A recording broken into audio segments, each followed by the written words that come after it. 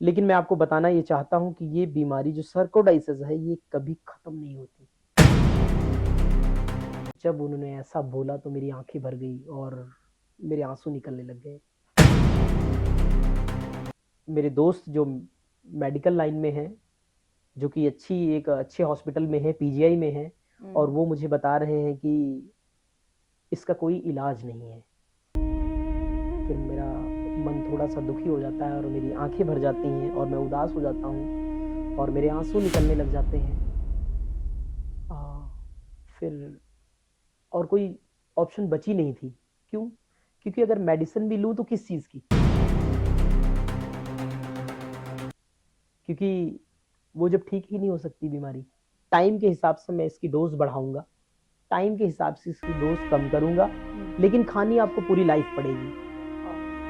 तो जब तक आप हैं, ऐसे करके जब उन्होंने बोला तो मैं बहुत ज़्यादा और भी ज़्यादा उदास हो गया, मायूस हो गया। और मैं उदास इसलिए हो गया, एक तो ऐसी बीमारी के साथ लड़ रहा हूँ जिसका कोई इलाज नहीं है और डॉक्टर भी मुझे थोड़े थोड़े टाइम के लिए मतलब पर्टिकुलर उसका इलाज नहीं बता रहे हैं, कुछ टाइम के लिए बता रहे हैं। तो मैंने बोला ठीक है डॉक्टर, जैसे आप कह रहे हैं मैं वैसा कर लेता हूँ। तो मैं उनसे डॉक्टर से दवाई लेकर तो आता हूँ और पूरा 1 महीना दवाई लेता हूँ और हर तीसरे चौथे दिन मैं उनके पास जाता हूँ और वो मुझे बताते हैं कि ऐसे करना है, ऐसे करना है, ये करना है, वो करना है। मैं सारी चीज़ें फ़ॉलो कर रहा हूँ और 1 महीने के बाद जब दवाई 1 महीना हो गया, मैंने बोला डॉक्टर साहब 1 महीना तो हो गया है। तो जो हनूफ भाई ने, मतलब मेरे भाई का नाम हनूफ है, जिन्होंने बताया था ये, कि वो कह रहे हैं कि आपको ये कंटिन्यू करनी पड़ेगी। फिर मैंने एक टाइम मैंने सोचा कि नहीं यार, कंटिन्यू नहीं करूँगा, क्योंकि मैं इतनी महँगी दवाई कब तक लेता रहूँगा। मेरे पास पैसे भी जो थे वो मैंने लगा दिए, कुछ खाने पे लग गए क्योंकि इनकम तो है नहीं, कुछ खाने पे लग गए, कुछ मैंने अपनी दवाई पे लगा दिए और इतना महँगा इलाज मैं नहीं करता। और फिर मैंने क्या किया कि घर आके थोड़ा-सा उदास हुआ और मैं बेड पे बैठा हुआ था। मेरी वाइफ़ घर में थी, बच्चे बाहर खेल रहे थे और मैं बेड पे बैठा और बहुत उदास हुआ। परमेश्वर से पूछा कि प्रभु, मुझे नहीं पता कि ये जो बीमारी है जिसका कोई इलाज नहीं है, वो बहुत मुश्किल है।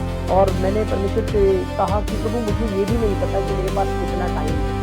क्योंकि सार्कोइडाइसिस करके एक ऐसी बीमारी मेरे अंदर है और जिसका कोई इलाज नहीं है और डॉक्टर मुझे कह रहा है कि जब तक आप इस धरती पर हैं, तब तक आपको ये मेडिसिन लेनी पड़ेगी। तब उन सारी बातें मैं याद कर रहा हूँ और मैं रो रहा हूँ और रो रहा था और परमेश्वर से बात कर रहा था कि प्रभु, मुझे नहीं पता कि मेरे पास कितना टाइम है। तो ऐसे करके मुझे नहीं पता कि ये बीमारी से मैं ठीक होऊँगा कि नहीं होऊँगा, लेकिन मुझे इतना भरोसा है कि परमेश्वर, आपके वचन में लिखा है कि जब हम विश्वास करते हैं और यदि हम विश्वास करते हैं तो सचमुच परमेश्वर ने उन सभी की प्रार्थनाओं को सुना है जिन लोगों ने विश्वास किया और उनके जीवन में काम किया है।